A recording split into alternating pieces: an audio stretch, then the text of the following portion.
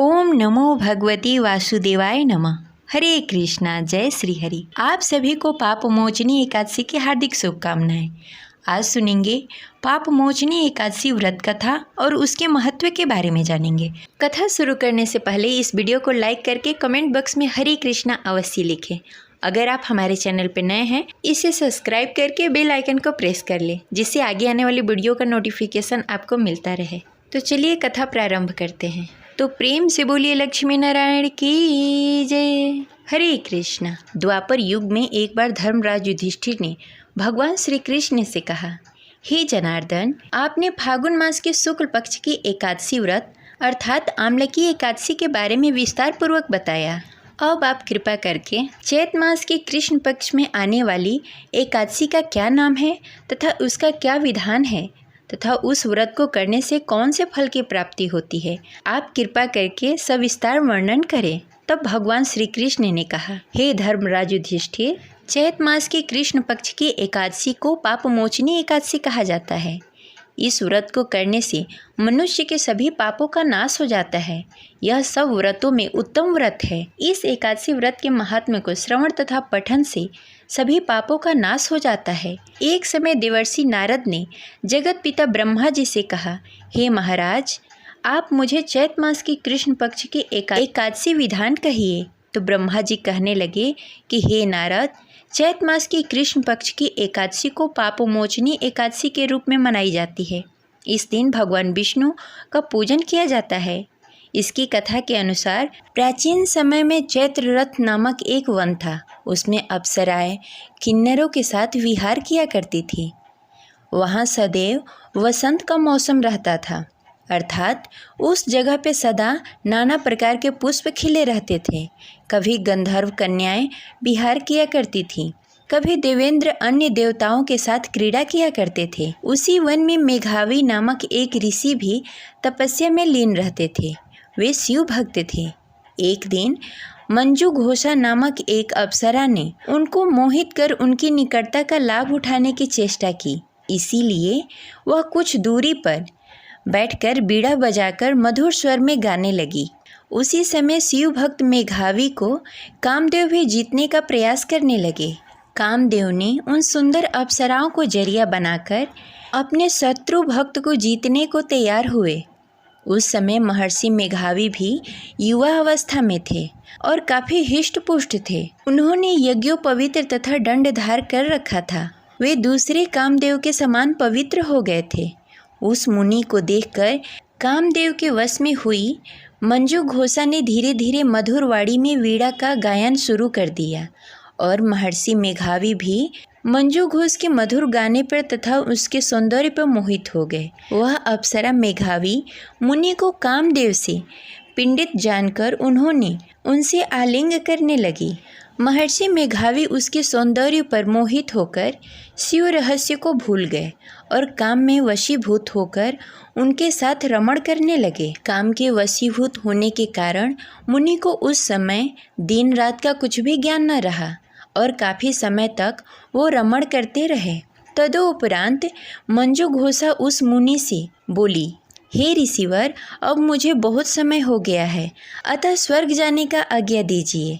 अप्सरा की बात सुनकर ऋषि ने कहा, हे मोहिनी, संध्या को तो आई हो, प्रातःकाल होने पर चली जाना। ऋषि के ऐसे वचन को सुनकर अप्सरा उनके साथ रमण करने लगी। इसी प्रकार दोनों ने साथ साथ बहुत समय बिताए। मंजू घोषा ने एक दिन ऋषि से कहा, हे विप्र, अब मुझे बहुत दिन हो गए हैं, अब मुझे स्वर्ग जाने की आज्ञा दीजिए। मुनि ने इस बात पे भी वही कहा, हे रूपवती, अभी ज़्यादा समय व्यतीत नहीं हुआ है, कुछ समय और ठहरो। मुनि की बात सुनकर अप्सरा ने कहा, हे ऋषिवर, अपनी रात तो बहुत लंबी है, आप स्वयं ही सोचिए, मुझे आपके पास आए हुए कितने समय हो गए, अब और ज़्यादा समय तक ठहरना उचित नहीं होगा। अप्सरा की बात सुनकर मुनि को समय का बोध हुआ और वह गंभीरतापूर्वक विचार करने लगे। जब उन्हें समय का ज्ञान हुआ कि उन्हें रमण करते हुए 57 वर्ष व्यतीत हो चुके हैं, तो उस अप्सरा को वह काल का रूप समझने लगे। इतना ज़्यादा समय भोग विलास में व्यर्थ चला जाने पर उन्हें बड़ा क्रोध आया। अब वह भयंकर क्रोध में जलते हुए उस तप नाश करने वाली अप्सरा की तरफ भ्रिकुटी तानकर देखने लगे। क्रोध से उनके अधर कांपने लगे और इंद्राणी बेकाबू होने लगी। क्रोध से थरथराते हुए स्वर में मुनि ने उस अप्सरा को कहा, मेरे तप को नष्ट करने वाली दुष्टा, तू महापापनी और बहुत ही दुराचारिणी है। तू अब मेरे श्राप से पिचासिनी बन जा। मुनि के इस क्रोध युक्त श्राप से वह अप्सरा पिचासिनी बन गई। यह सब देखकर अप्सरा ने ऋषिवर से कहा, हे ऋषिवर, अब मुझ पर क्रोध त्याग कर प्रसन्न होइए और कृपा करके बताएं कि इस श्राप का निदान किस प्रकार होगा। विद्वानों ने कहा है कि साधु की संगत अच्छा फल देने वाली होती है और आपके साथ तो मेरे बहुत वर्ष व्यतीत हुए हैं, अतः अब आप मुझ पर प्रसन्न हो जाइए। अन्यथा लोग कहने लगेंगे कि एक पुण्य आत्मा के साथ रहने पर मंजू घोषा को पिचासनी बनना पड़ा। मंजू घोषा की बात सुनकर मुनि को अपने क्रोध पर अत्यंत ग्लानि हुई, साथ ही अपने अपकृति का भय भी हुआ। अतः पिचासिनी बनी मंजू घोषा से मुनि ने कहा, तूने मेरा बड़ा बुरा किया है, किंतु फिर भी मैं तुम्हें इस श्राप से मुक्ति उपाय बताता हूँ। ध्यानपूर्वक सुनो।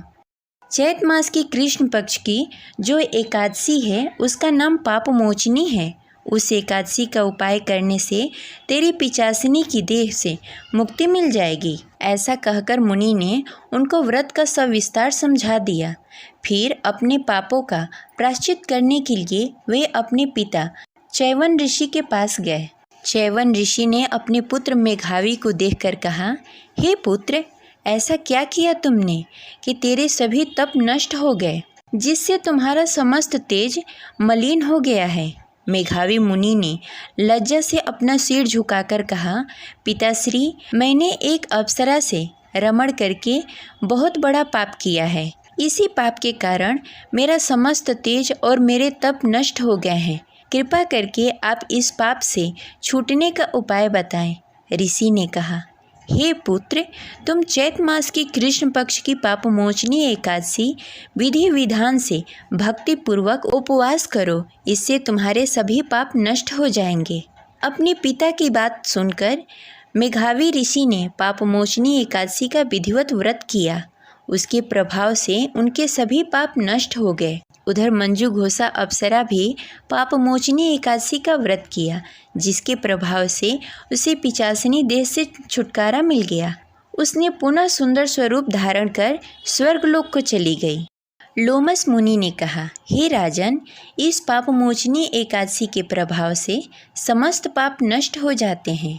इस एकादशी की कथा श्रवण तथा पठन से 1000 गौ दान करने के बराबर फल प्राप्त होता है। इस उपवास को करने से ब्रह्म हत्या करने वाले, स्वर्ण चुराने वाले, मदपान करने वाले, अगम्य गहन पाप करने वाले आदि भयंकर पाप भी नष्ट हो जाते हैं और अंत में स्वर्गलोक की प्राप्ति होती है। इस प्रकार यह कथा संपन्न हुई। तो प्रेम से बोलिए लक्ष्मी नारायण की जय। आशा करते हैं यह कथा आपको अच्छी लगी होगी। तो इस वीडियो को लाइक करें और ज़्यादा से ज़्यादा लोगों को शेयर करें। मिलते हैं अगले वीडियो में, तब तक के लिए हरे कृष्णा, राधे राधे।